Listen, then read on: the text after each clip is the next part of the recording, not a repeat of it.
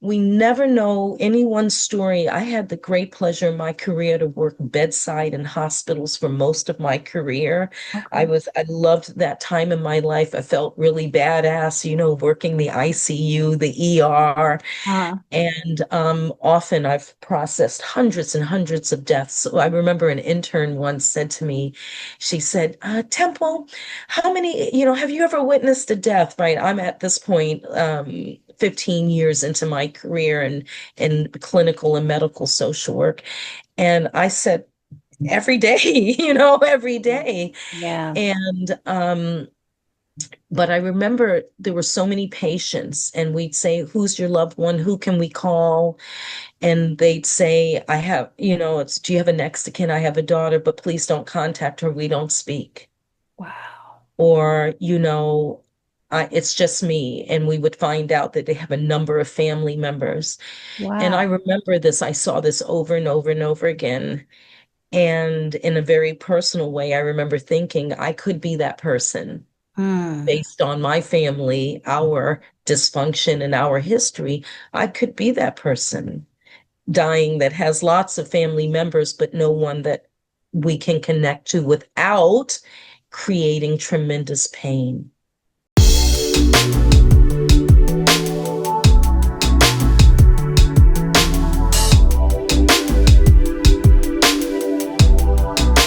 Hey everybody, welcome to Unapologetically 50 Plus. So today I have Miss Temple Jackson back with me for another session of, as she calls it, Ask the Shrink. But today we are going to talk about healing after loss for Black women 50 and over who've experienced grief. So this is going to be about family and about the grieving process. But before we get started, I have one huge favor to ask. If you find any value or enjoy the content, please remember to like, subscribe, and hit that notification bell. Okay? So let's go ahead and bring Miss Jackson on, and we're going to get this conversation started. Hey, Temple. Hi, How you hello, doing, love? Angela. Good, nice to see you. Thank you for having me. Oh, thank you for coming back because I like this monthly get together that we're having because I'm learning a Mental health lot. check-in. The Ask the. mental health check-in, exactly, because I'm learning a lot and hopefully, the audience, it'll resonate with them on some level. Yeah. So we are going to talk about, and you brought this up, and I thought it was very interesting. And I think we all go through grief, but don't really sometimes we just brush it away and we don't really look Mhm. at it in depth. So that's what I want to kind of talk to you about the healing and the loss and the isolating experiences that this can Mhm. happen for Black women, especially for those of us who are 50 and over who have been carrying this grief and family problems, up until Mhm. this time. So tell me why you wanted to talk about this one, because this is the one I was picking another conversation. You said, I Oh want to talk yeah. about this one. So why this one, Miss Jackson?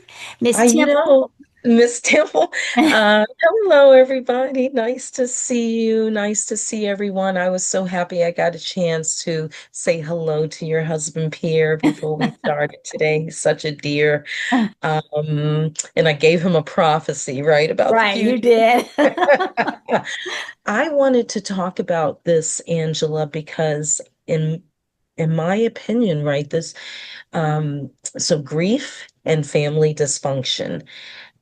These are the things that we will all experience. If you haven't experienced family dysfunction, you will experience grief in your life, right? Whether it's the loss of a relationship, the loss of a loved one through death, Mhm. a loss of relationship includes also estrangement, and later we'll talk about that term because the term estrangement has been replaced with the terms limited contact or no contact relationships, right? Mhm. Because guess what? 74% of Americans say that they have either limited contact or no contact with the most immediate members of their family. Okay, that's 74%. And yet the taboo, right, around having family estrangement or family dysfunction is really large. And the taboo is why we get to this issue of grief, Okay. right? If you don't have a relationship with your mother or with your father or with your brothers, the taboo that something is wrong with me, something is wrong with us, Hmm. especially when you turn on the television or you have your friends and they're hanging out with their moms and you don't have that. So yes, we talked about this a little bit in text. I think this is the most impactful issue Hmm. to the human spirit and the human psyche. Okay. And do you think this happens more in Black families than Mm. any other group, or is it Yeah, about the same? yeah. So the good news and the bad news is family dysfunction is universal. Okay. It's universal.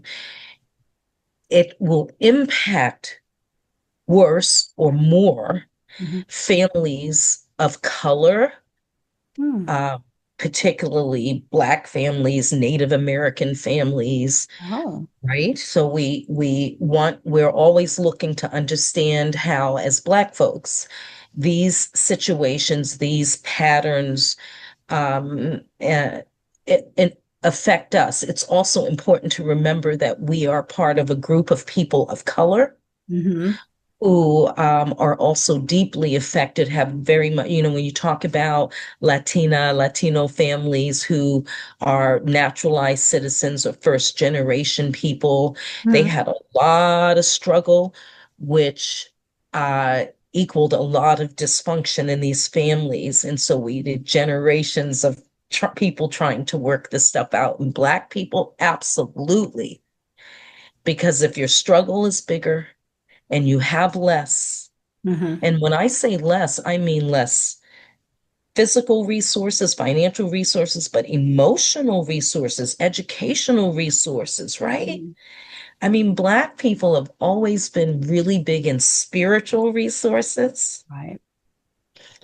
Um, but when you live in communities of people who have to be very protective of themselves, and Hmm. we see this right in Asian communities and Black communities, Latin secrets brew, right, and develop. Right. Right. And you know what the doctrine is. For me, I heard all my life, you may be familiar. If you are Black, the doctrine is family first. Family is everything. Well, what if that family was sick and twisted? Right. Right. How does one deal with that conflict within? Okay. And how does unprocessed grief show up in family relationships even years after a loss? Oh, yeah, yeah, yeah. So, okay, so how does it show up in family relationships? Okay, this is an interesting. So first of all, unresolved grief doesn't stay dormant, right? Okay. It's always getting recycled. It often emerges in.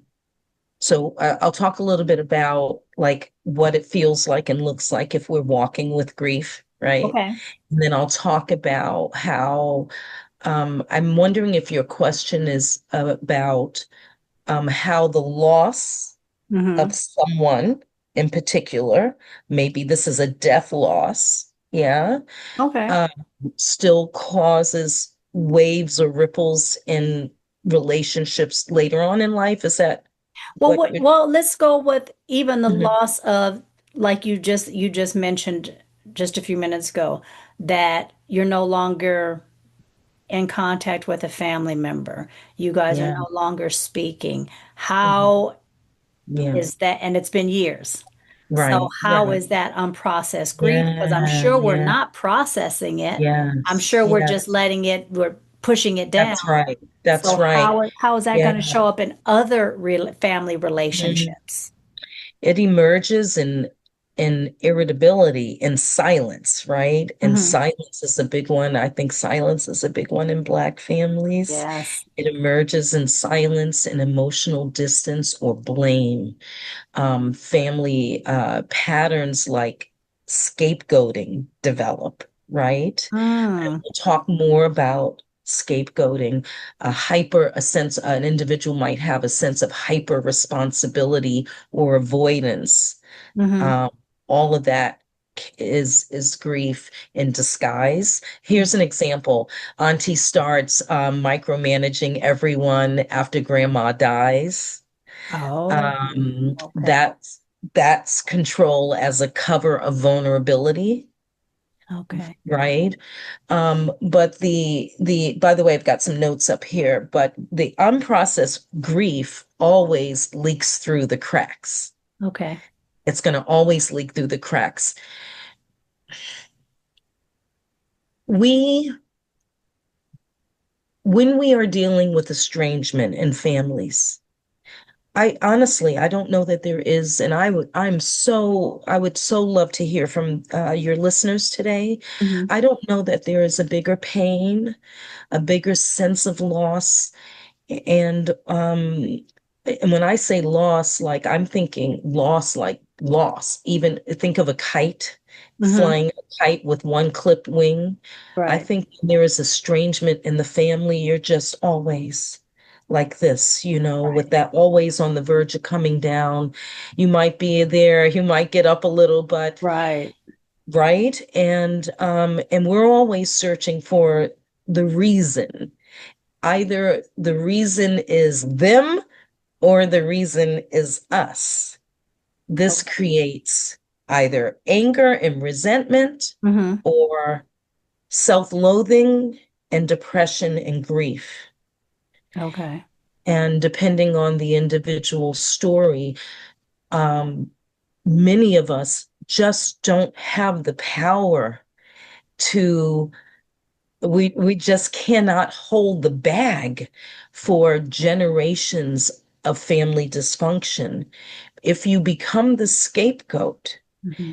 you live a life of believing that you are somehow the blame or the reason, and that creates a lot of shame and a lot of guilt. And one of the things you and I discussed is I said, if the doctrine is family first, and everybody else seems to be getting along, well, the trick is everyone else is going along, not getting along, Okay. right? Does Right. that make sense? They're That makes going sense. along Yeah. because safety is in numbers. Right. Right. If you are the one that stands separate, Yeah. this is very scary, Yeah. very painful, and incredibly isolating. But oftentimes, the person that stands separate is the one that has the best chance of healing forward, Oh, okay. right? Okay. Because they're Versus, no longer caught up in that dysfunction or that's right. that That that process grief. that's right. That entanglement of secrets, of unprocessed, of sweeping things under the carpet. Right. But it is, again, it's isolating. There's a tremendous amount of shame that comes Right. with this. And Right. that's why I say we never know anyone's story. I had the great pleasure in my career to work bedside in hospitals for most of my career. Okay. I loved that time in my life. I felt really badass, working the ICU, the ER. And often I've processed hundreds and hundreds of deaths. So I remember an intern once said to me, she said, Temple, how many, have you ever witnessed a death? Right. I'm at this point, 15 years into my career in clinical and medical social work. And I said, every day, every Yeah. day. Yeah. But I remember there were so many patients, and we'd say, who's your loved one? Who can we call?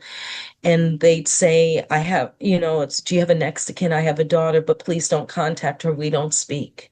Wow. Or, it's just me. And we would find out that they have a number of family members. And I Wow. remember this, I saw this over and over and over again. And in a very personal way, I remember thinking I could be that person. Mm, based on my family, our dysfunction and our history. I could be that person dying that has lots of family members, but no one that we can connect to without creating tremendous pain. mm. So let me ask you, Yeah. what are some signs that grief has turned into dysfunction in that family dynamic? Okay. Grief turns into dysfunction when we find ourselves triangulating. That's a clinical term, Mhm. splitting off. So Okay. this is where the whole the scapegoat, the psychology of the scapegoat. Typically, dysfunctional families can only survive if there is, a leader and a scapegoat. And you have to, yes, where there is it might, and I don't want to get deep into a conversation about narcissism Mm. because that's a very, very serious subject. And people talk about narcissism as if it's just something you got out of a Cracker Jack box, right? But this is it's a very serious diagnosis. And I would love to speak to you about it because it is for anyone that has a narcissistic parent or a narcissistic partner. For you probably couldn't have a narcissistic partner unless you had a narcissistic parent. Okay. It is an incredibly painful, confusing, and life to come up in. Right. So, but wherever there's a narcissist, there's a scapegoat. Okay. Wow. Yeah, there has to be. Okay. And in the dysfunctional families, there's always a scapegoat. Mm, If the idea is to survive as this orb, even if it's unhealthy, right. then and if anything is attacking that, right, then that thing is the problem. Right. So I've Maybe I didn't answer that so great. I'm no, you sorry. did. No, that was fine. That was fine. But Yes.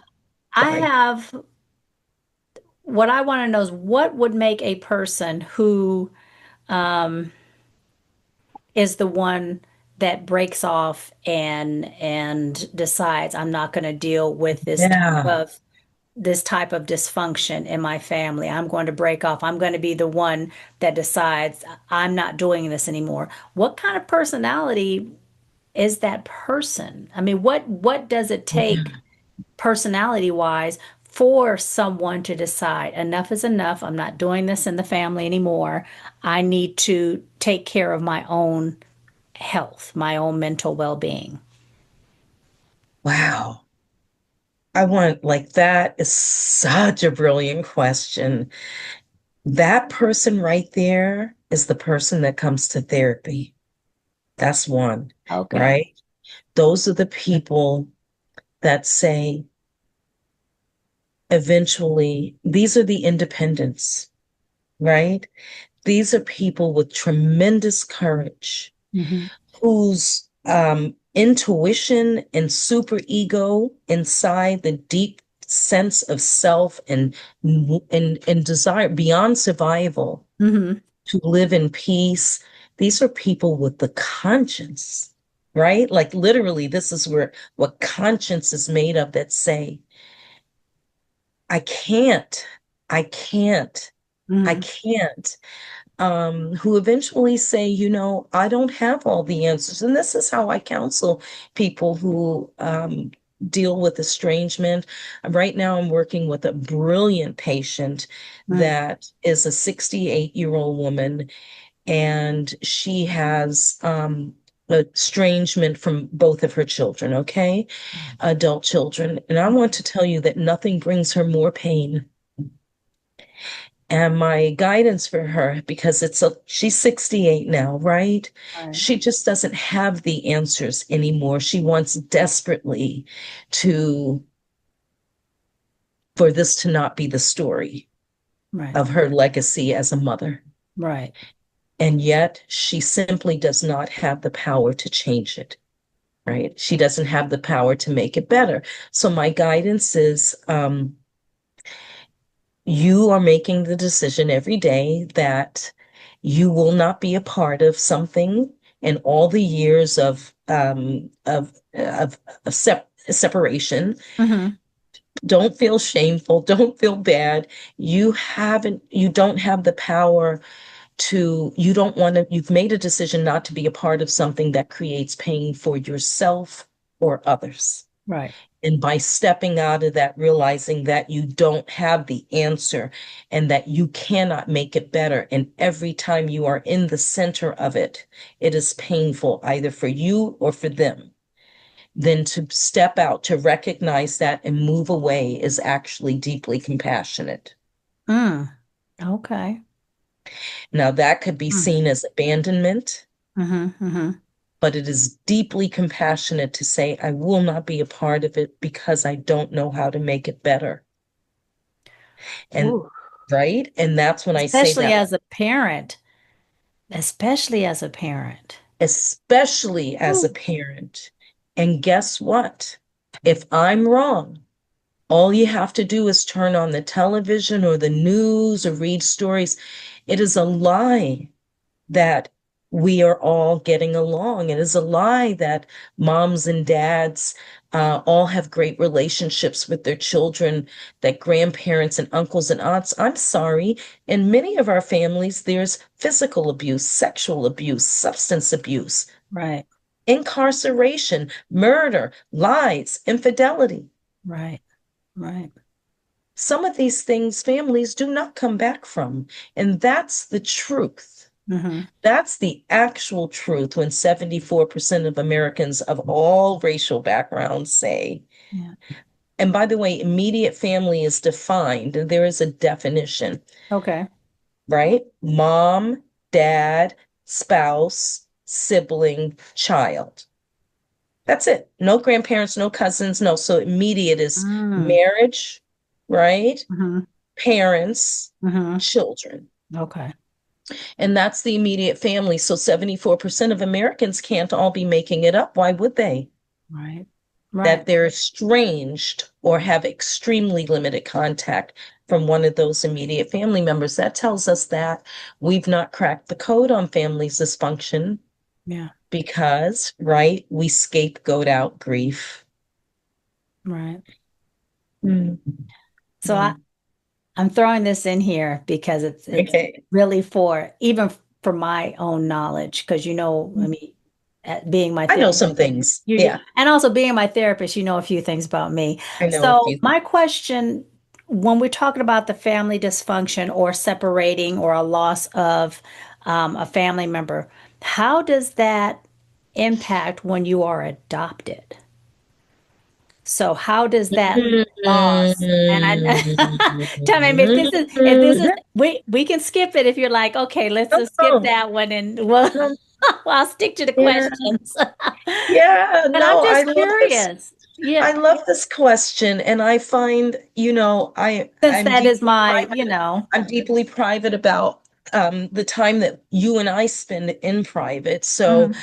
you definitely caught me with this one, which is interesting because I think I might have in some way tried to raise this question with you. Mhm.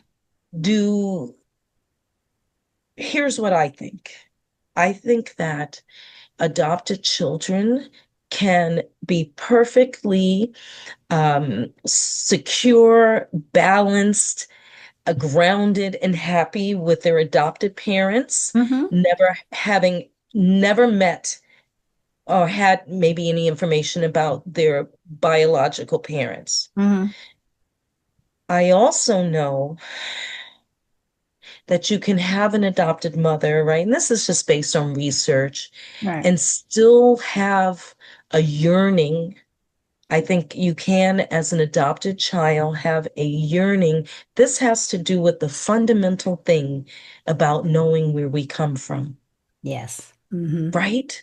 Knowing where we come from. And I think adopted individuals, adopted people can be incredibly grounded and also live with uh, a lifetime of a sense of loss or emptiness or grief for Mhm. something that they never knew or they'll Right. never get to understand. And by the way, this is a powerful grief. Mm. Hmm. Some of us did the DNA thing and found out things weren't what things were supposed to be, you know? And where we thought we were found, we Yeah. were now lost, Okay. right? Right. Others, others are like, hey, this is all great and I have everything and these are the best parents in the world, but something feels like it's missing. Yeah. I mean, roots. Roots are important. Yeah. Roots are important. So I think, yes, I think an adopted person can feel a sense of not knowing. Hmm. That can be a grief, and it doesn't have to be a profound grief. It can be, Right. but it can be a sense of feeling lost. I remember I read some years ago, and I can't remember the article. Y'all would have to get out there and Google it. I think it was a Johns Hopkins article. They tend to do amazing articles on substance use and substance abuse and treatment. Hmm. And it was an article about alcoholism. It was paralleling alcoholism with adopted adults. Like, Oh, yes. wow. And the Okay. grief of, yes, of feeling sort of like that kite, right, with the clipped Right. wing. And there was the hypothesis, the article said that there was a higher level of alcoholism. Oh, okay. Uh, yes, But connected. I'm sorry, I was going to say, but is that in both instances where you had your adoptive parents were amazing or very, you had a really good Yes. relationship with them? Yes, Okay, yes. okay. In fact, I remember so again, I read this probably 2 decades ago, but I remember reading the introduction of the article, and it Hmm. talked about the sample of many of these they were actually the sample was of college graduates, right? People that had good lives, who had raised by good parents, Hmm. and they found that, and I think the variables were alcohol and depression. Oh, okay. And, and so we probably, if I think back, some a PhD student or graduate student doing their thesis. But I thought it was very interesting, right? Okay. Because we're this big bubble, right? This big macro, but within our bubble, we are groups. Some of us are not just Black women, but we're Black adopted women. We're Right. not, right? We're not just Black women, we're Black trans women or Black gay women or Right. Black mixed race women, like I am. Hmm. And all of those things are felt very, very individually, I think. And if we have validation, right, as support, Right. then the grief and the depression is less. If we have someone, that's why I said to this client that I mentioned, um, I have to guide her to be okay in her distance. Right. Otherwise, she's going to be 78 and still carrying this pain. Yeah.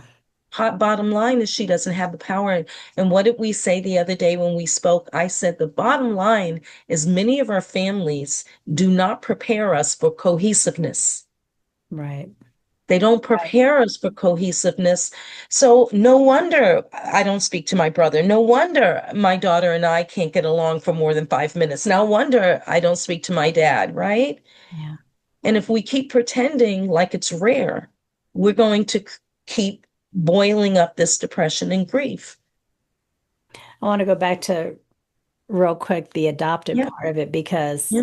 you know, I had my mother, my adoptive mother, who I'd never called my adoptive mother. She was my mother because I was Mhm. adopted at 3. Um, she was an amazing woman, and she was the one who pushed me and really was the one who was the catalyst behind me finding my birth mother. I found my Yes, birth mother, yes. and we had a relationship for about maybe 3 years, maybe around that time. And then Mhm, it just kind of fell apart. But mhm, in all that, I was able to learn who I was and a little bit about my mhm. family history. But the loss of my birth mother wasn't what I thought it was going to be. It wasn't Yeah. put it this way, it wasn't as bad as I thought it was going to be because one, I was Mhm, just like, I'm not going to put up with this. I don't have to put up with what you're mhm, dishing out and how you're acting. But mhm. that loss to me, I think what it was is I got out of the relationship what I needed in that relationship with my birth mother. Right. And then I was like, okay, Right. I know who I am, meaning on a, a deeper level. I know who I am. I know where I came from. I know about my maternal grandparents. Didn't find out much about my paternal grandparents or my birth father, but it was like I gotten what I need from this relationship. And I know that might sound harsh, but Yeah, no. but now that relationship is no longer, you know, in my it's no longer in my life, and I'm Right. okay with it. Hmm. So, even though we might find our birth parents, sometimes you're like, okay, I am glad that that this wasn't the person who I'm raised me. glad I was adopted. Right, right. Yeah. So, but no, that's yeah, I like the way you put Yeah. that into perspective when it comes to Oh, adoptive so and the so you know, loss. yes. Angela, wow. I didn't know because I really I love supporting you, but I always remember that I'm your therapist first. So I tell you I try not to creep up on you, and I even here you notice I wouldn't say that I understood that this question was about you, Right. right? Life. I think I did a good job at that. Yes. And I'm so proud for you. I don't say of you. I don't believe in that statement. Proud for you. Mm-hmm. I'm not proud of you because it's not mine. I don't own it, but I'm proud with you and I'm proud for you uh, that you spoke about this here because someone is listening and they're like, yes, yes, it's okay. Yeah. But what you're talking about actually has a name in psychology and it's called ambiguous loss. Oh, okay. Yes, ambiguous loss when something essential is missing, Mm-hmm. like the truth of your origin, right? Mm-hmm. Mm-hmm. But there's no clear closure.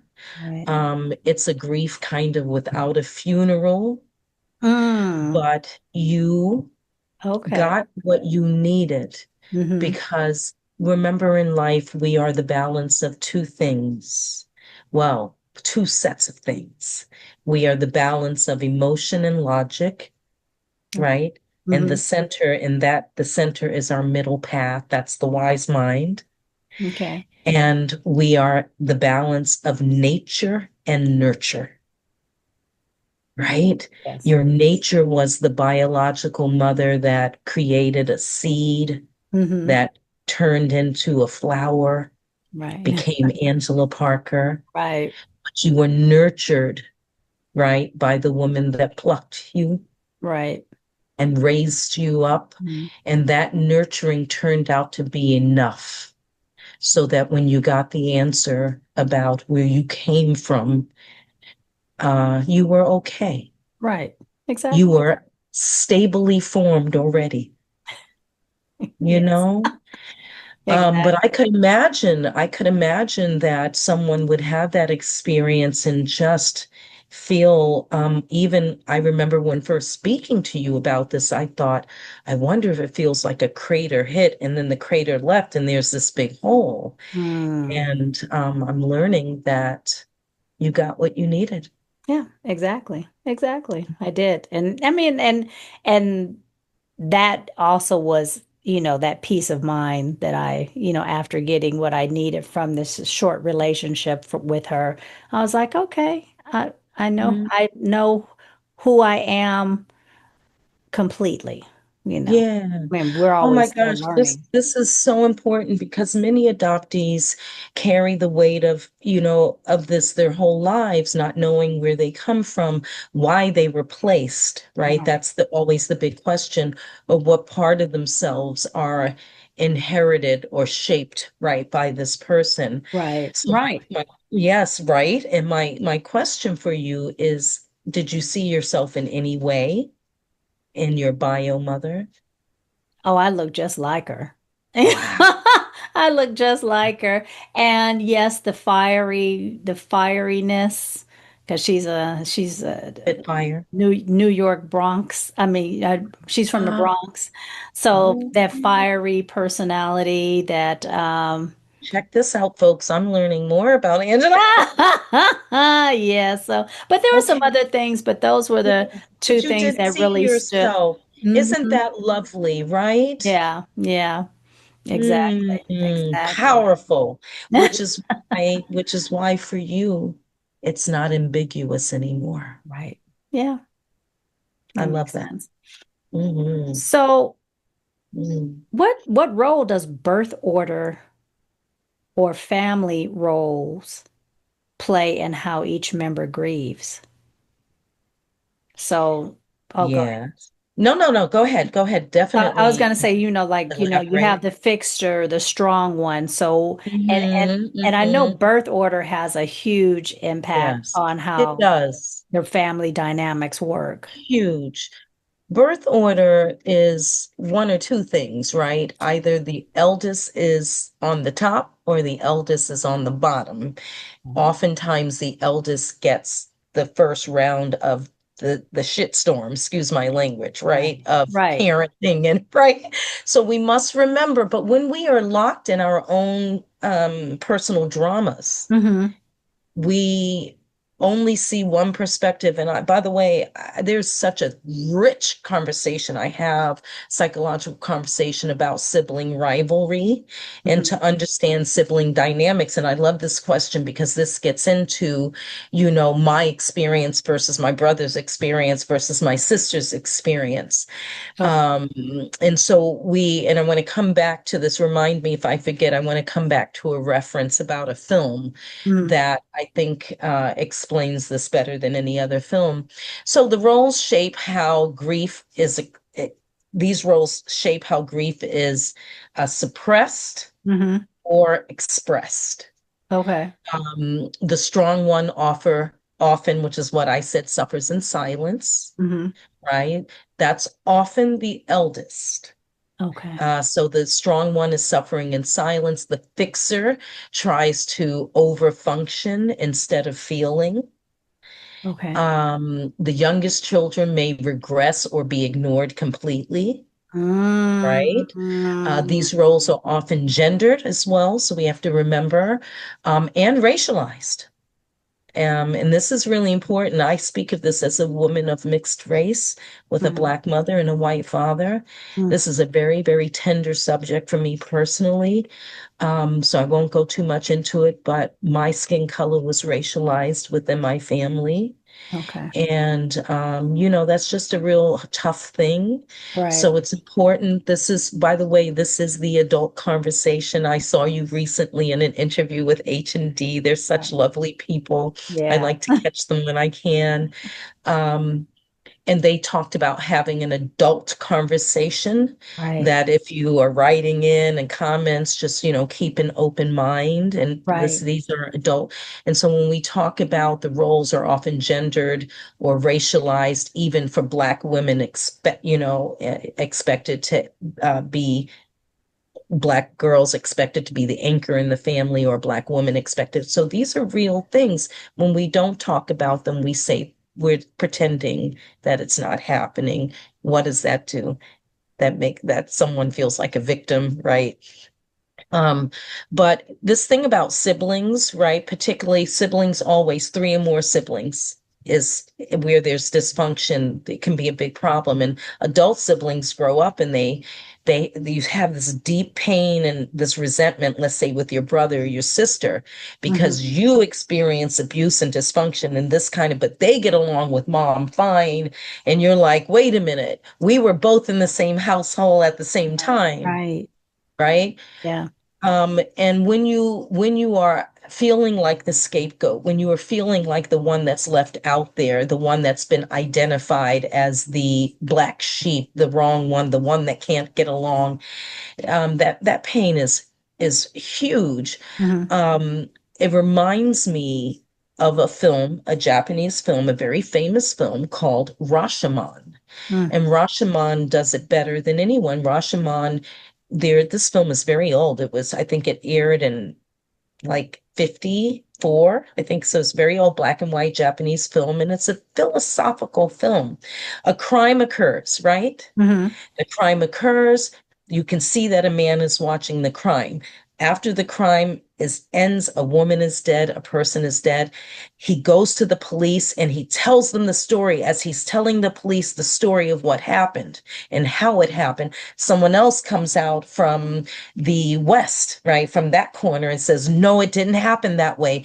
This is how it happened. I was right there and it happened this way and I watched it this way." And before he could get the end of his story, and the other guy is saying, "No, I was watching," then someone else comes out from the other corner, the north, and Mm-hmm. says, "No, no, no, it happened this way."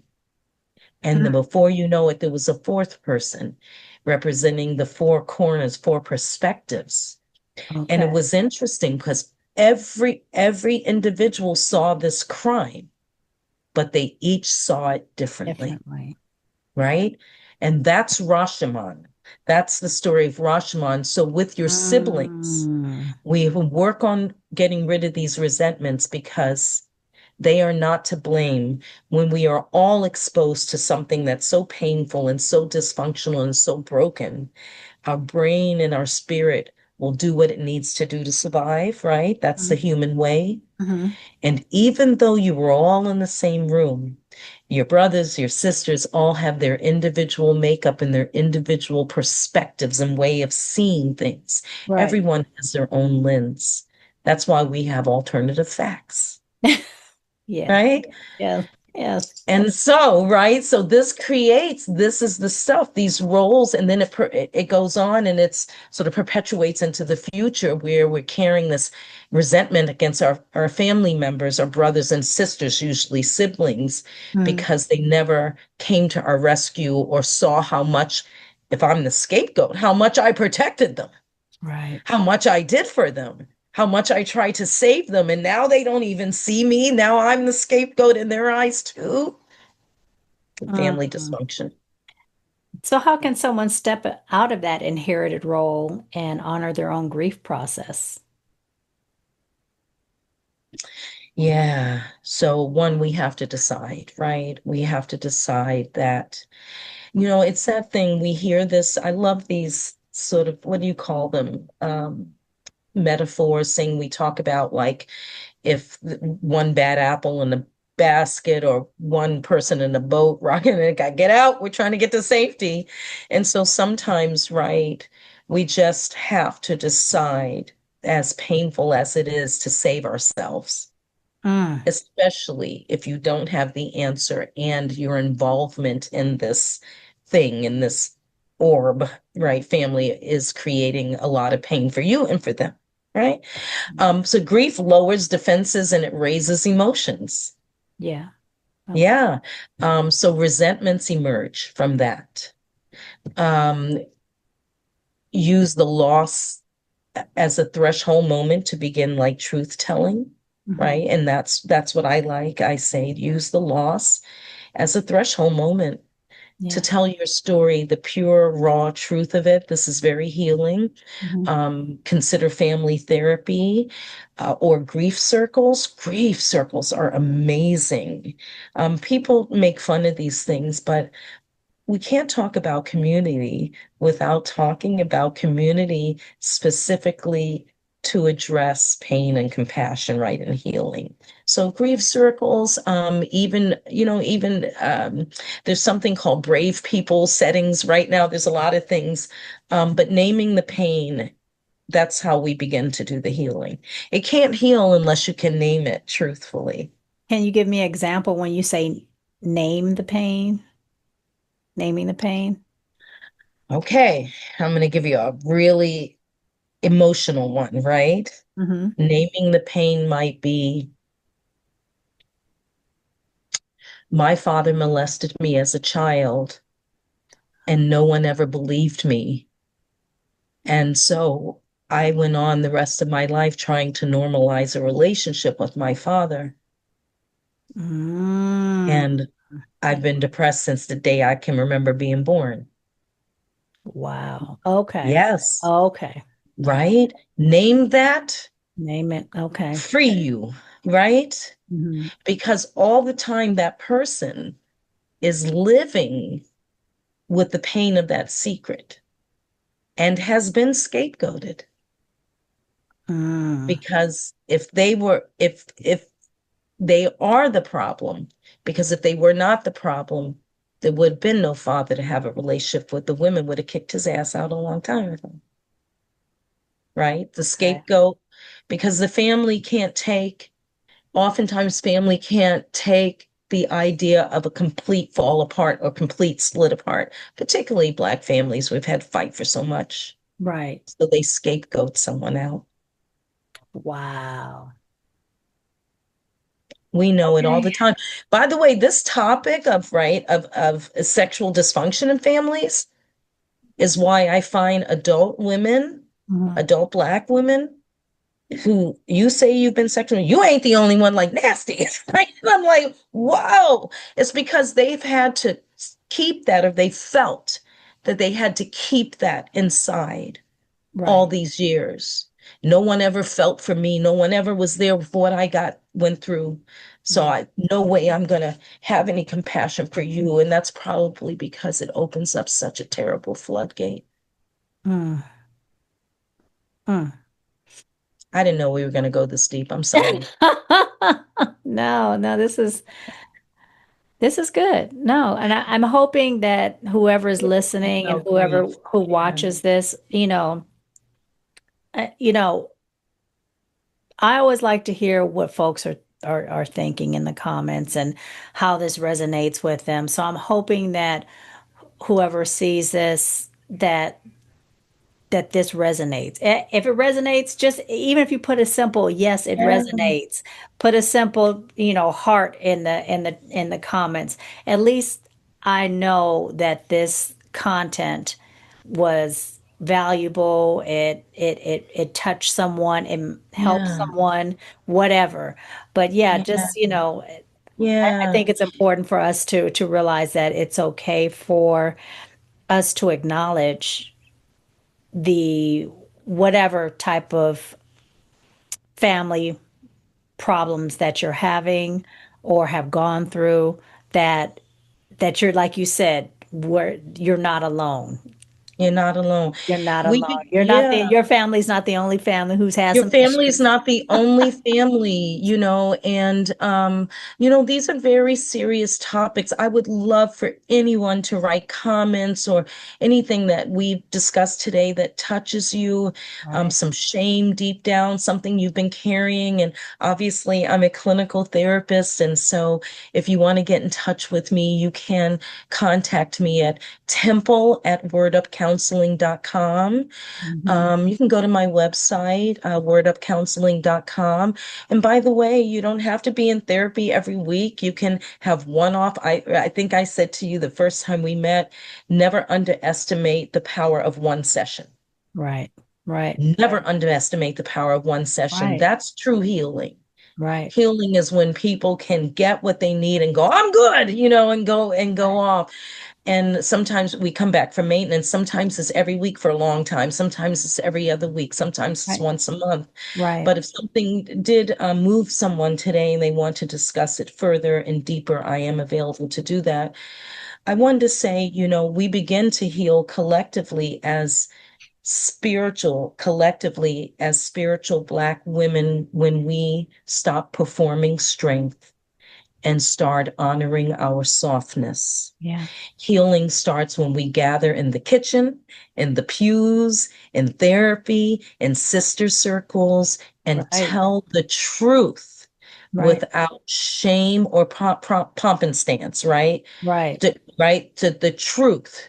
It begins when we grieve what we were told to carry in silence, the abuse, the abandonment, the fear, the rage.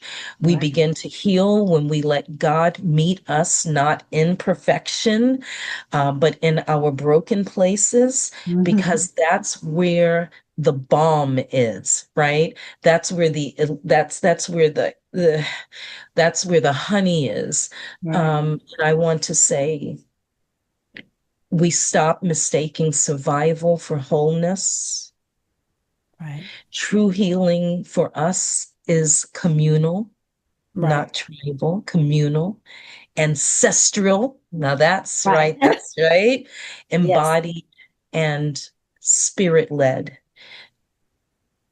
It's a remembering, not a striving to be like. And that's what I was going to ask you next. So, can grief be inherited and not just through genetics, but through behavior, silence, like we talked about silence, or family patterns? 100%. 100%. I'll tell you. So I know that it can be because when we talk about grief, we want to talk about this as a mood. Okay. Mm-hmm. Mm-hmm. And can it be inherited? Mm-hmm. If you are around someone constantly that Mm-hmm. is happy, you inherit, right? So much easier to see that a joyful kind of state of being. Mm-hmm. If you are around someone where that's, let's say even just a pessimist, or sad or depressed, Mm-hmm. that can become, a part of your being as well. This is a funny story, but the best way for me to give an example is I once had a client, and she was very, very pessimistic and very, very negative about everything. A lovely person, Mm-hmm. but the first, response to everything was what was wrong and what was bad or what was. Right. And it was hard to sort of understand where this came from because she would say that her mother was such a lovely person and she really had a good family. And I believed her, but this was really tough to understand this personality trait. Turns out she was babysat by her grandma every day, the majority of her childhood. And her Oh, grandmother was a negative Nelly. yeah. And it was just so interesting when we finally cracked the code. That she said her grandmother talked about everyone poorly, was just like she loved her grandmother, but her grandmother had something to say about everyone and Everybody. was generally just a miserable person. Well, this person inherited that. Mm. And once we could sort of link the two, she was able to start dusting off that pattern of Okay. seeing the world. Yeah. Wow. Okay. Yeah, knowing, right? That's what we're talking about. Knowing is healing. Knowing it. Truth is, right? Truth will set you free. Yeah. Sometimes we just have to crack the code on it. So what if your family avoids, discussing, refuses to talk about it? How can you still heal without becoming the emotional translator or fixer for everyone else? I pulled something out today. Yeah. Listen, bottom line is you can only fix you, right? Right. We may want our families to all be cohesive and get along and kumbaya. Mm-hmm. Um, at some point we have to surrender the role that we've taken on. So I came up with this thing the other day: barriers, boundaries, and blinders. Barriers. So what are the barriers, right, to my um, healing? What are the barriers to my general everyday happiness? Because by the way, being happy 50% of the time is not good enough.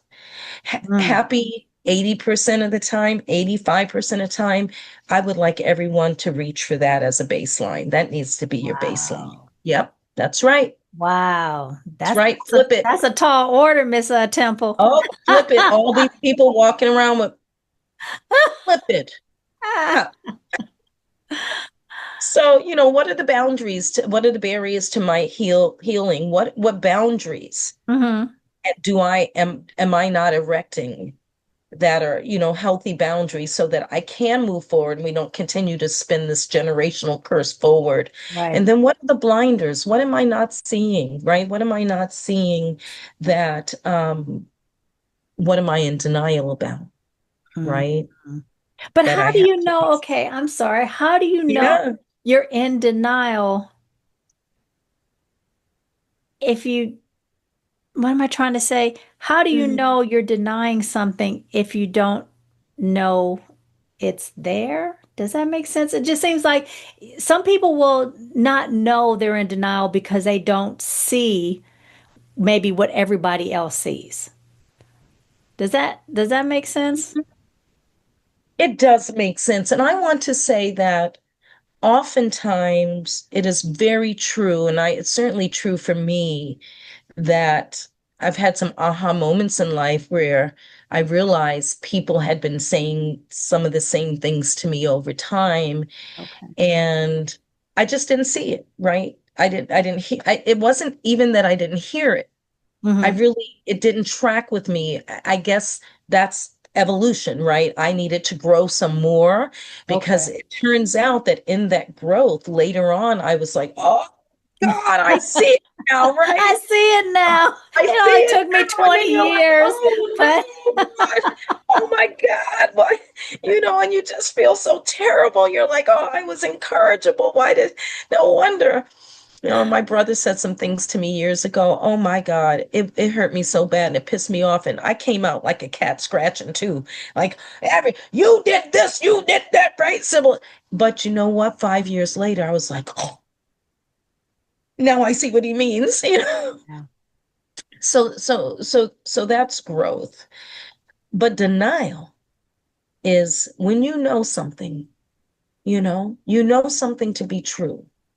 You know that you're powerless. You know that you are you are creating the same uh, experiment. You're repeating the same experiment over and over again with the same ingredients. That's important, right? Same ingredients, and yielding the same result each time and pretending like it didn't happen.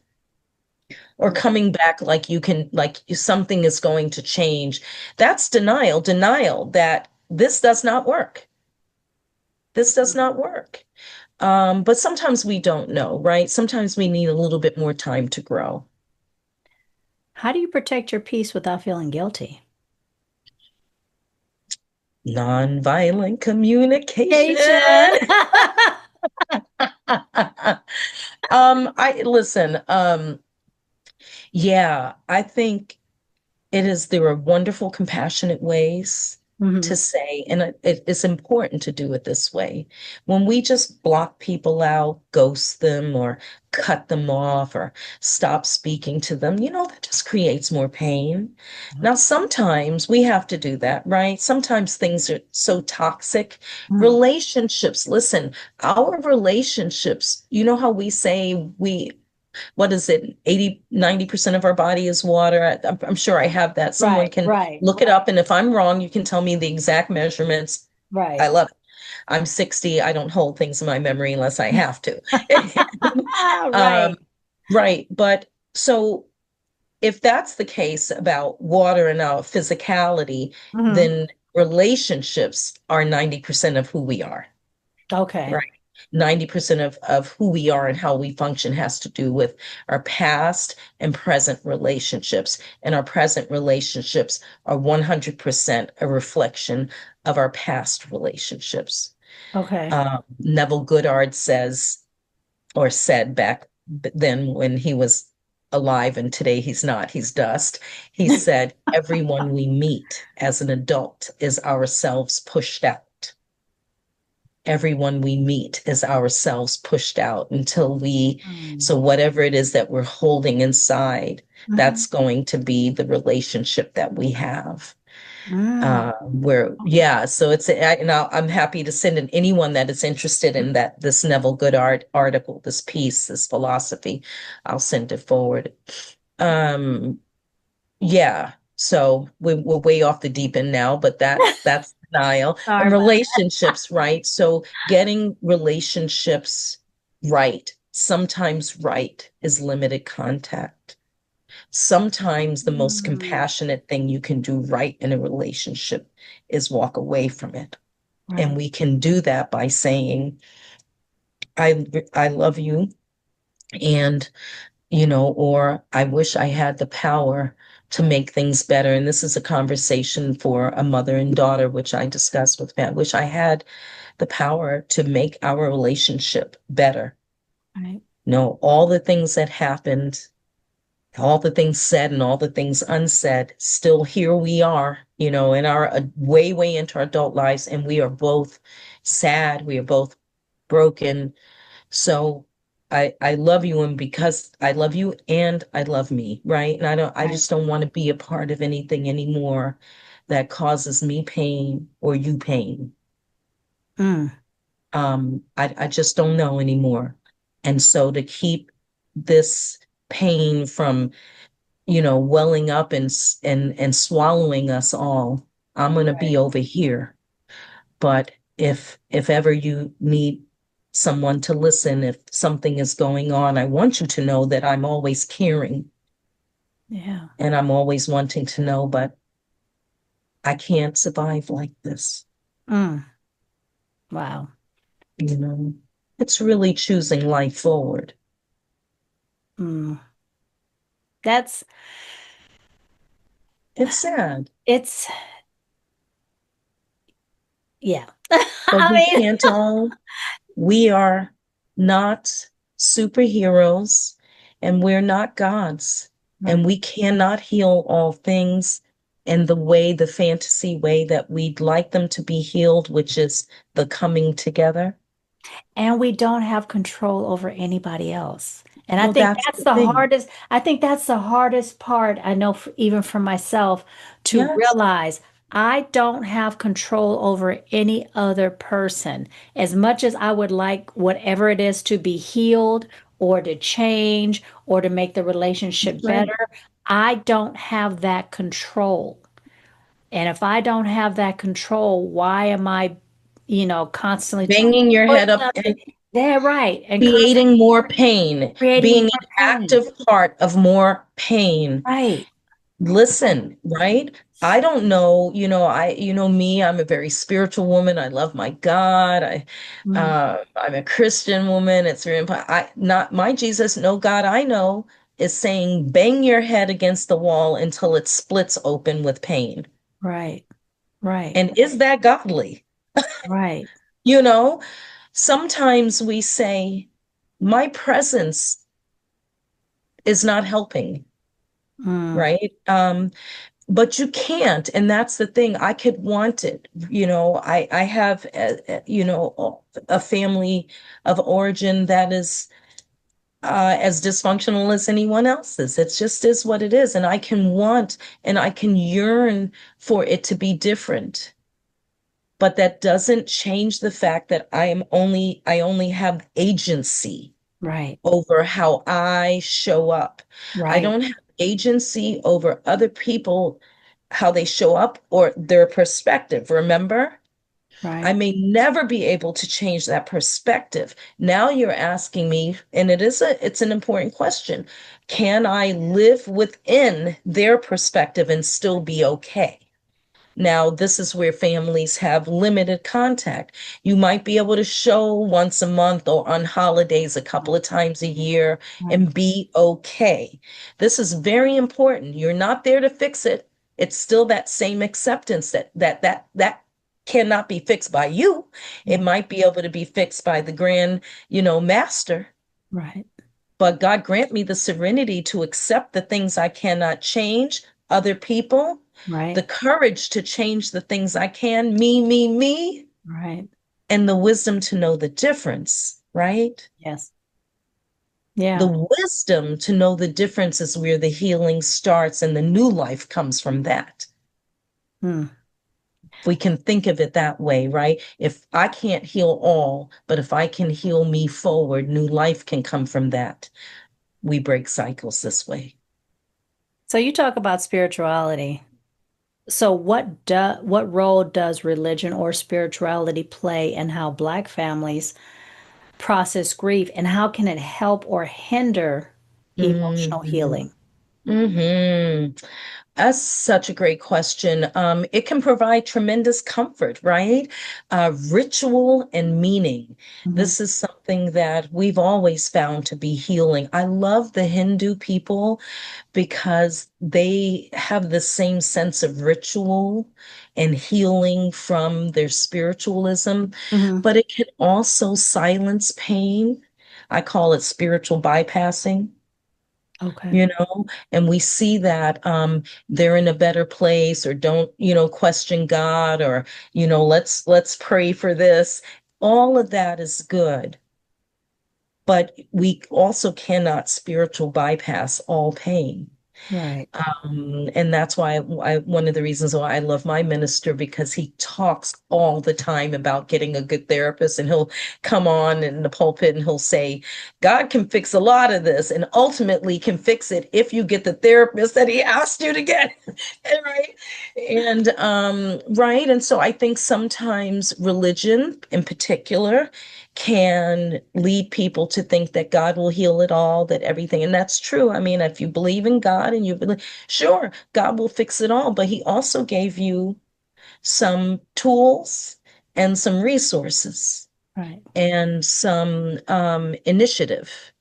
And maybe that's the way he is telling you that I can, or, if that's your religious belief, that this is the way I am fixing it by having you go through A, B, C, and D.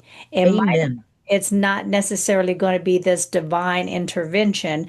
The That's right. intervention I'm telling you to do is how I'm telling you this is how I'm going to fix it. And if you choose not to do A, B, C, or D, then it's not going to get fixed because we It's not have going to to get remember fixed. we have to put effort and work behind, whether it's spirituality, whether it's religion, we have to Amen. put the work behind it.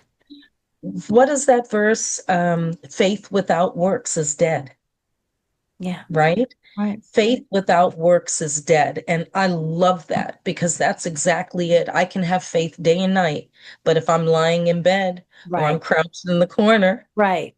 right? I'm not working it. It works if you work it, it won't if you don't. Right? Exactly, exactly, But the exactly. courage, right? Faith should hold our pain, not hush it. Yeah, Faith should hold our pain, not hush it. And I think that's probably the best way.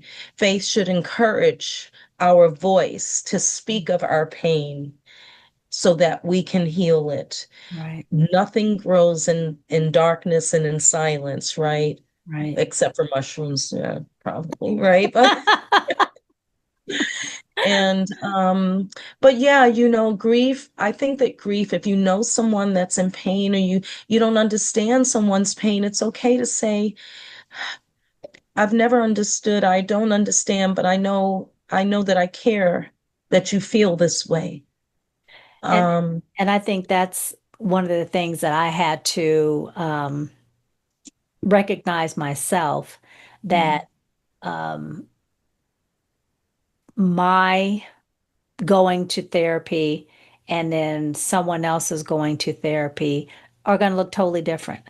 And there yes. were some things I didn't understand, like, I know someone who talks about their anxiety. And for me, I couldn't comprehend. I'm like, what do you mean anxiety? I Mm, don't get it. Why, and she would tell me the mhm. symptoms, and in my head, I'm going, get over it because I didn't Yes. understand.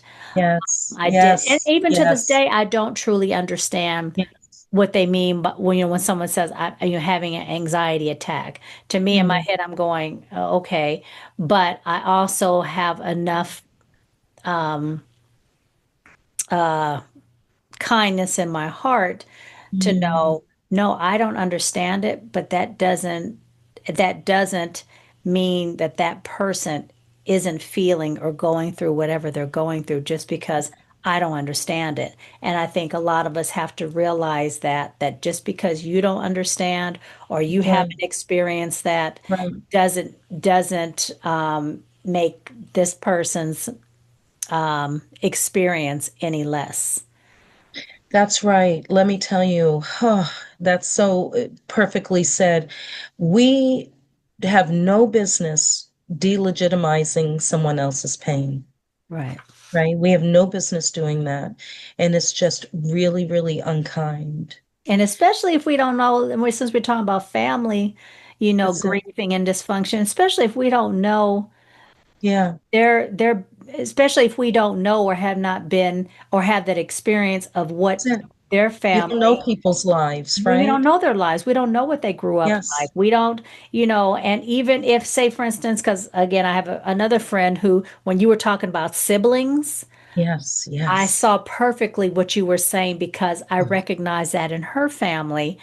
And it was funny because we grew up together and I was, I was always at her home, but I didn't see the same things she saw. Because of course I didn't live there. I was always there as a kid, but I didn't Yeah, live and there. the So I dynamic. I didn't see that dynamic. I didn't see it. And now that I hear what she's telling me as an Mm, adult and she's reflecting back as a child, I'm going, wow, I never saw that. I just thought that's the way, even though it yes. didn't happen in my home, I just thought that's the way her siblings and her operated. But Mhm. Mhm. listening to That's what you right. say it about family, about sibling dynamics, it's like, Yeah. oh, that light switch went on. I'm like, I get it Mm. now. What she was saying, what she's been telling. Yeah. We all have the stories, and I mean my family is thick with stories. Yeah. And one of the stories, the lies, is revolves around teenage pregnancy, right? And Mm, scapegoating out the teenager. mm, Um, and of course, I was a teenage mom, and yeah. I would love some time to do not talk about my personal life, but I think teenage mothers need to hear that they're not alone, and you can grow up and do well and be successful and feel grounded. Yeah. But we carry so much shame, right, as teenage mothers, and often teenage mothers, right, have very big, lots of conflicts with Mm. their children trying because you're a kid, right? And Yeah.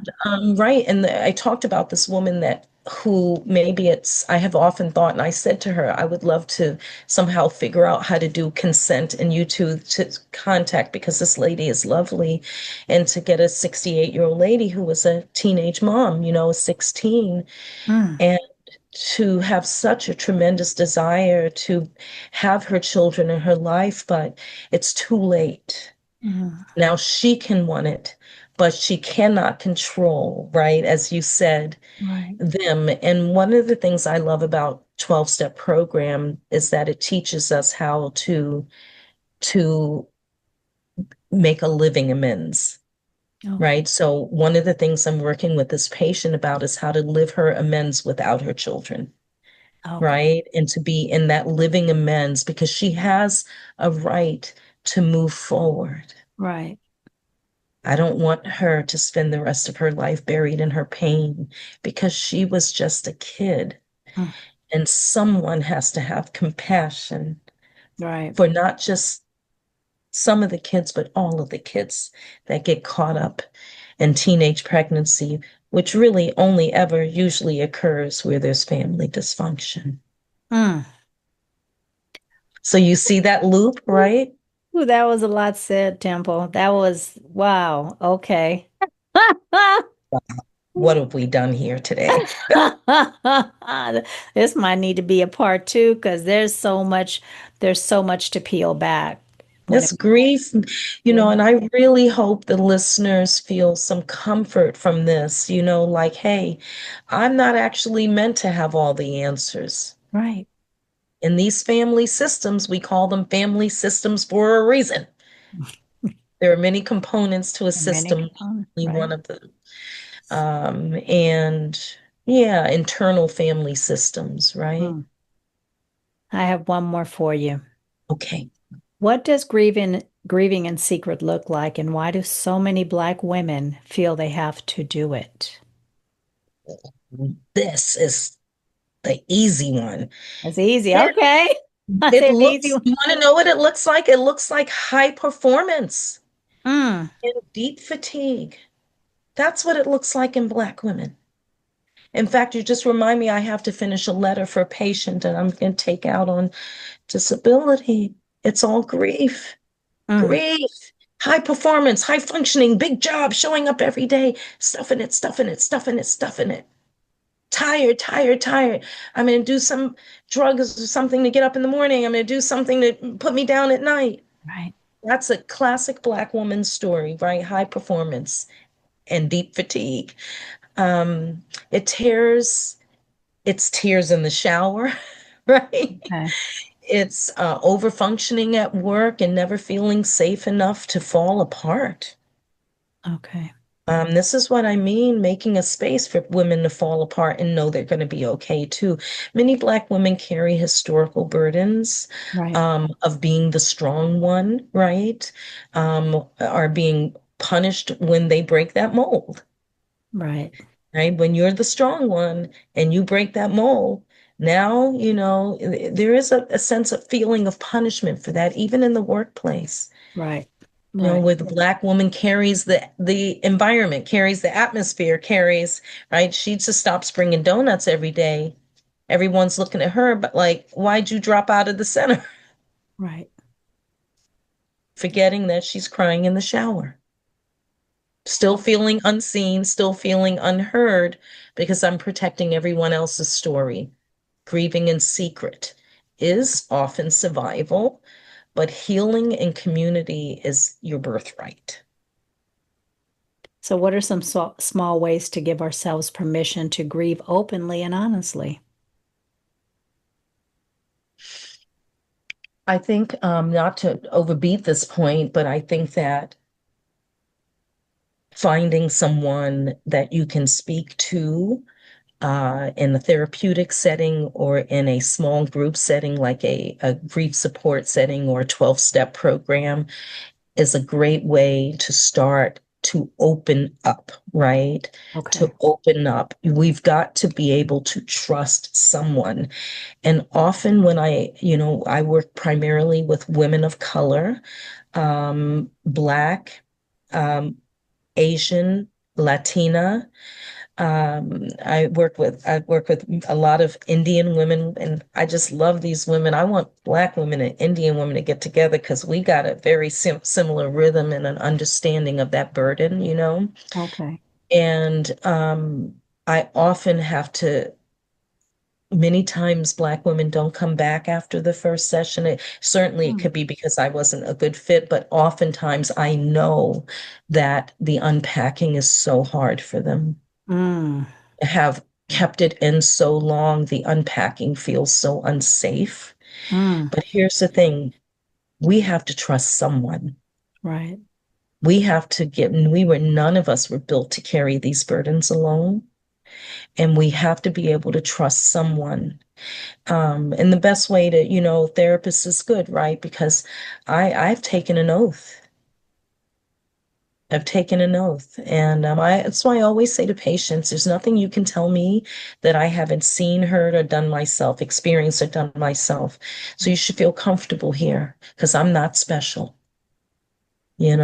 You need a place to unburden. Let's do it right here and now so you can move on with your good old self, right? Right. And yeah, so I think unburdening, finding someone to trust, making a commitment to find someone to trust, Okay. to begin to tell your story. And hopefully that person is a guide, a coach, a teacher, gives you counsel. And then there's another step that can be created after that. Okay. Yeah. So, what's one thing you would tell folks who are listening? What's one thing you would tell them about unpacking family dysfunction, grief within the family, loss? Just one quick sentence that you would tell folks Okay. about Okay. wrapping Okay. this up. Okay. So I always say, remember our role and remember what our true role and our true job is. Um, our role may not be to unpack the grief for others, but Mm, if you unpack it, get to your suitcases first and start unpacking those, the rest will be revealed. mm, Also, I want to remind people that there is a resilience in families, even broken families. Okay. And sometimes um, things work themselves out in time when we leave it alone respectfully and compassionately. okay. Yeah. So our job is not to unpack the others or that, or even to learn more. It's to take what you know and begin to unpack that and process that. Okay. Okay. From there, deeper understanding will evolve, right? Right. All right. Yeah. Well, thank you again, Miss Temple. As usual, you've come with a lot of wisdom and information, and yeah, So I this one was a good one. This one's a deep one. So I hope whoever listens um, gains something from it. me too. And I will definitely put your information in the description. So if you guys, need a therapist, a coach, whatever, Miss Temple, I can vouch that she really does an amazing job, Love this work. helping folks, process and move forward. That's what it's about. It's about moving forward in your own life, but making it better going forward than you have behind. So, Oh my God. And by the way, right, this is the recipe for healing, not just us, but the next generations. The foundations were put down there. We have to lay down new foundations. yeah, definitely. Definitely. So wonderful. Well, thank you again for joining us. Thank you guys again. Please remember to like, subscribe, hit the notification bell. I will have Temple's information in the description below. Please leave a comment. Did this resonate with you? Even if you put a simple yes, it did, I truly appreciate it. So we will have her again. This is in August. We will have her on again. Mm. So this is a monthly thing. And if you have any suggestions on things that you would like for us to talk about, leave that in the description, or excuse me, leave that in the comments as well. Yes. All right, Yes. everyone. Thank you so much for joining us again, and we'll see you again soon. Bye.